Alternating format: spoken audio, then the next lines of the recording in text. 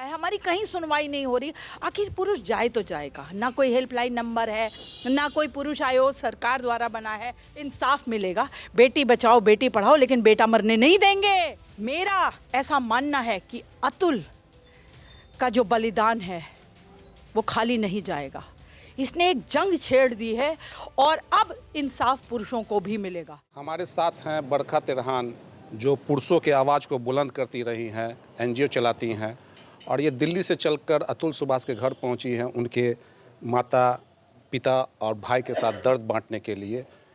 आइए जानते हैं कि ये जो पहुंची हैं यहाँ, इनका क्या। देखिए, मेरा नाम बरखा तिरहान है और मैं प्रेसिडेंट हूँ पुरुष आयोग एनजीओ के।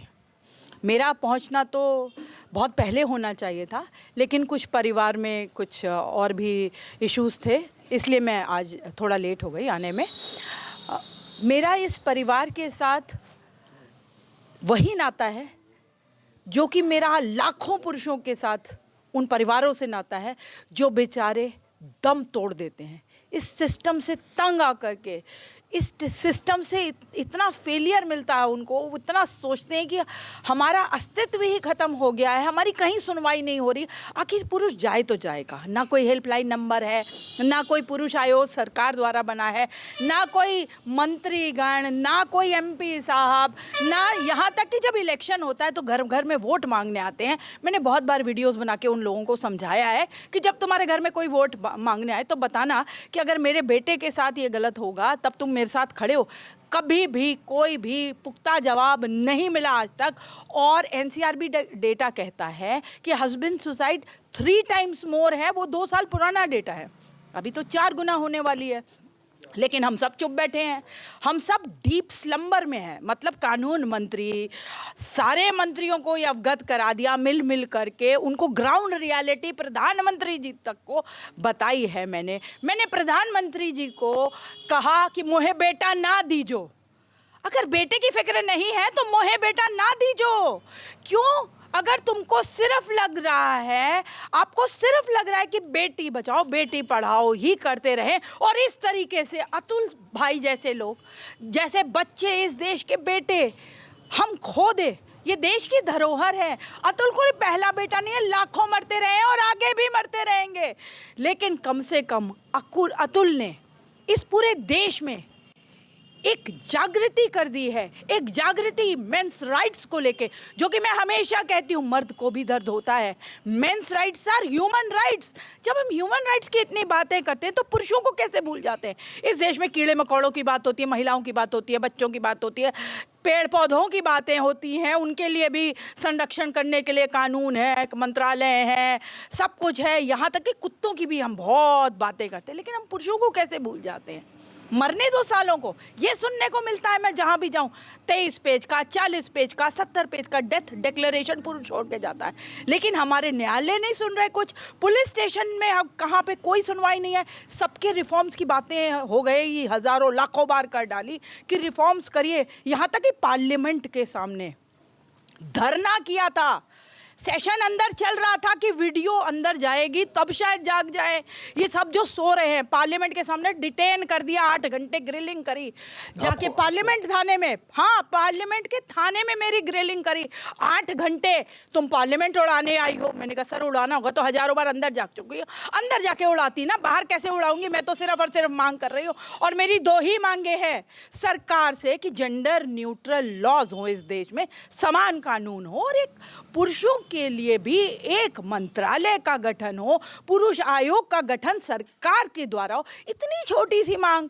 जब आप कहते हैं सबका साथ सबका विकास, जब आप कहते हैं सब बराबरी पे है, जब आप कहते हैं यूसीसी ले आए हम देश में, यूसीसी में तो आप कहते हैं सबके लिए समान कानून है, तो जो पत्नी के लिए है क्या वो पति के लिए है कानून?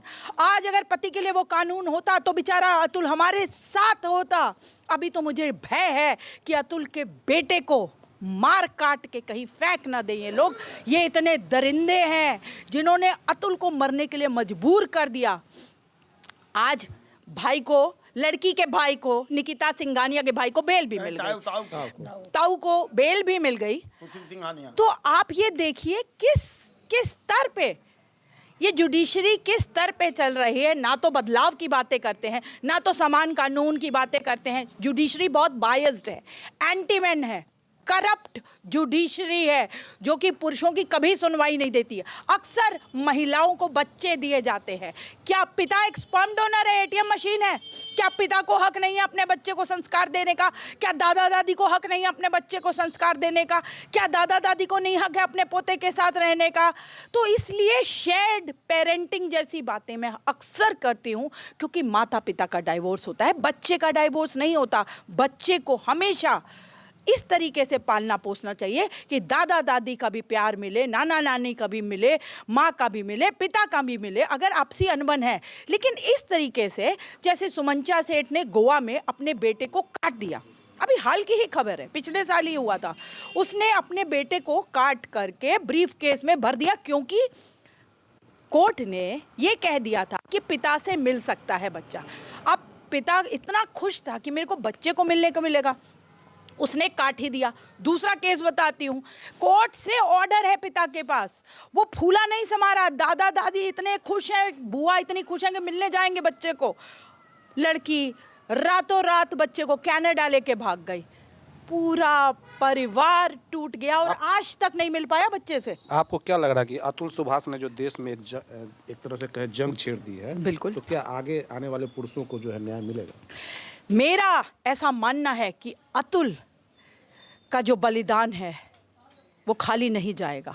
इसने एक जंग छेड़ दी है और अब इंसाफ पुरुषों को भी मिलेगा, इस देश के बेटों को भी इंसाफ मिलेगा। बेटी बचाओ बेटी पढ़ाओ, लेकिन बेटा मरने नहीं देंगे, बेटे को भी जिलाना है। बेटे के लिए भी हमारे मन में उतनी ही पीड़ा होनी चाहिए, अन्याय नहीं सहेंगे किसी के साथ भी। पिता को आपने कहा कि उनसे पोता को दिलाने में आप भूमिका निभाएंगे। मैं अतुल के पिताजी से अभी वादा करके हटी हूँ कि उनके पोते को उनको जल्द से जल्द दिलाऊंगी, क्योंकि अतुल के लास्ट वर्ड्स से मेरे दिल को छू गए। उसने कहा कि मेरी पत्नी कोई वैल्यूज़ नहीं दे पाएगी बच्चे को, मेरा बच्चा मेरे पिता और माता ही पाले।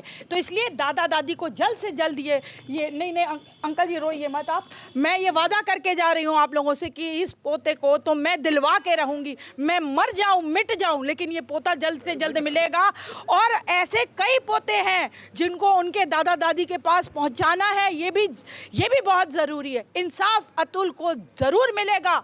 हम सब इस लड़ाई में अतुल सुभाष के साथ हैं। ये मेरे भाई बैठे हैं, ये आखिरी दम तक अतुल सुभाष की इस लड़ाई में हम सब साथ हैं। इस परिवार के साथ ही मैं इस लड़ाई को आगे लड़ूंगी और सारे कानून मंत्री से लेके अपने होम मिनिस्टर साहब से लेके हर जितने भी लोगों का दरवाज़ा खटखटाना पड़े, कोर्ट का दरवाज़ा खटखटाना पड़े, PIL मैं ऑलरेडी डालने की सोच रही हूँ। मैंने तैयारी भी कर दी है, मैंने अप्लाई भी कर दिया उसके लिए। जज साहब के पास हमने एक PIL लगानी है इसी पूरे मसले के ऊपर। आज फैमिली से भी बात करने आई हूँ, जल्द हम एक PIL भी फाइल करने वाले हैं। पुरुष आयोग जल्द एक PIL फाइल करेगा।